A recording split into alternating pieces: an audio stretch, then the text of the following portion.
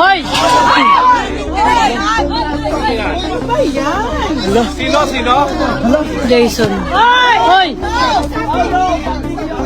Here's another wild episode of the country's most hilarious reality TV show, straight out of The Hague, Keeping Up with the Digongyans.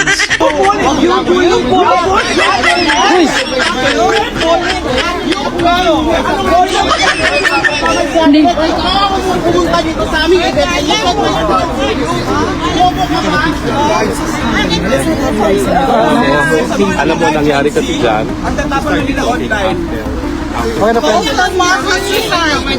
Previously, we were all entertained by how the Duterte fanatics camping out on what they now call Duterte Street went to war over one of Pinoy's all-time favorites, Humba.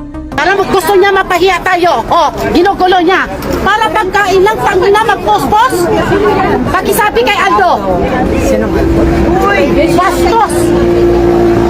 Bakit kung nakikain kami dyan? Anong problema sa humba? At saka spaghetti man niya kinain, hindi naman yan Diyos humba. ko. Ayan o, nakalagay, kishare niya. Hindi ako bulag. Tangina, subo-sobra na siya. Bakit ayaw niya magpakita dito? Pumunta siya, putang ina. At sino bang makakalimot sa unbothered queen na si Auntie Kulot? Chill lang, enjoying her food habang nagwawala ang mga ka-DDS niyang tropa sa background. Kung gusto niya maggulo sa Duterte, ito, basahin niyo yung post niya. Binababoy tayo ni Aldo. The trigger? Si Aldo? People ask me, Alvin, if you are in a relationship. I talk about your relationship. Sabi ko, yes, he is in a relationship with Tio Moreno.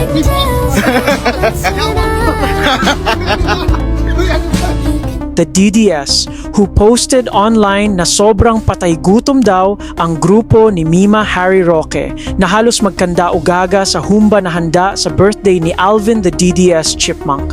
Whether or not the details are 100% true, honestly, we don't care. Ang mahalaga, it sounds hilarious. At saka, sanay naman ang mga DDS sa fake news, di ba? Ano wala pag-aaral ng lugar ito? Iyo to? Sa'yo to? Sa'yo to? Wala. Wait lang. Okay na, pero. Ikaw, bakit yan? Ano kay Jacker na? Oh, yes daw! Oh my God!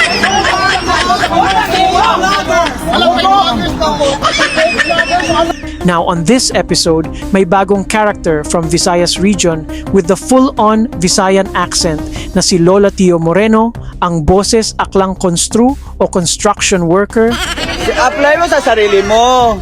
Di ba kilala ba kita? Hindi kita inaway, di ba? Tapos why are you here? O sino ka ba? O sino ka rin? O see exactly, di ba? Akala ko ba i-apply mo sa sarili mo? O bakit hindi mo i-apply? Tangin na. And yes, all the way from the far-flung areas in the Philippines, siya naman ngayon ang naging center ng bardagulan sa Duterte Street. And of course, kung may away, may pagkain na naman. Bakit kaya laging ganun? Mga certified patay gutom ba talaga ang mga kultong ito ng Poong Nazarehas ng mga DDS na si Digongyo? Alam ko, si Dave Vlogger, ano ka? Wait lang. Gagawin mo na, para klaro tayo. Wait lang. No, kasi parang maklaro ba? Hindi kasi ang nangyari is nandito kami, hindi ko sila inaway. I don't even know him. That's why I want to ask. I don't even know him. Pumunta siya dyan siya. Even thank him sa bravery. Introducing the new face sa episode na to, notorious DDS fake news peddler Tio Moreno, aka the Aklang Boses Constru and body ni Alvin the Chipmunk. Kuhang-kuha sa livestream ni Mima Harry Roque kung paano nag-start ang away ni Tio Moreno at ang mga tropa niya laban sa isang DDS faction sa Duterte Street. Lights, camera, action! Pero this time, mukhang hiyang-hiya ang ibang mga DDS. Jason. Hoy!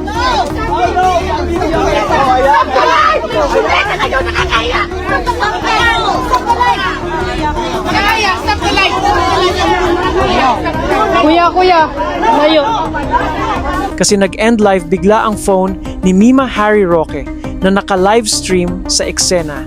And now, presenting the POV of Tio Moreno, aka Aklang Boses Constru. Pero kayo na ang mag-judge. Bye! O bakit hindi mo i-apply? Tangin na.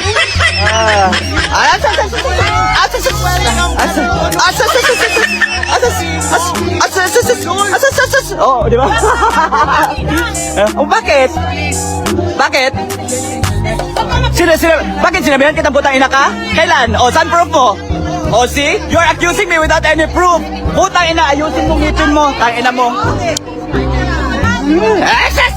Okay, isog ka, Padul, dire ko, isog ka. Here. Wala. You're a bully. You're a Yes, I am. Please. Yes, again. Alexis, you're a bully. Yes, I am. Yes. Excellent. Ikaw ang gulo dito. Tangina mo. Damay-damay. Ha? Sige. Sige. Pao, the video, Pao. Sige. Pao, the video. Okay lang. No. I know the law. Hello. Ano ba yan? Hello. Ito.